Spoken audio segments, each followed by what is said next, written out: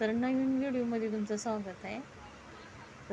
Recipe आणली मी नवीन काय हिरव्या मिरच्याचा ठेसा गावाकडला झणझणीत. मिरच्या तव्यावर टाकून घेतल्या, भाजलं, पुन्हा त्याच्यात 2 मापटे तेल ओतले आणि लसूण टाकून ती पण परतून घेतलं. पुन्हा ती चांगलं लागते त्याच्या खायला भाकरीसोबत, डाळ भातासोबत. पुन्हा ताटात काढून घ्यायचं. पुन्हा खलबत्ता घेऊन वाटायचं, खलबत्ता घ्यायचं, त्याच्यामध्ये 2 चमचे मीठ टाकायचं आणि असं खलबत्त्यात वाटल्यावर चांगलं लागते, चवीला पण चांगलं असते. मिक्सरपेक्षा ह्याच्यात चांगलं असते.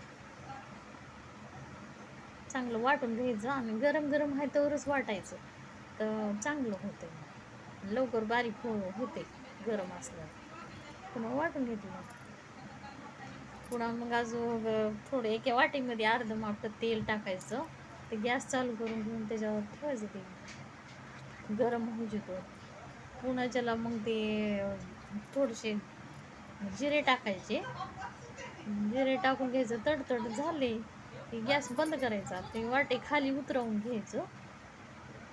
असं जिरेही टाकल्यानंतर चांगलं लागतं ठेसा, आणि त्याच्यात ठेसा टाकून द्यायचा सर्व, खालीवरी करायचं. झालं आपला खाण्यासाठी तयार ठेसा गावाकडला. भेटू पुढच्या व्हिडिओमध्ये. आताच्या पुरतं एवढंच.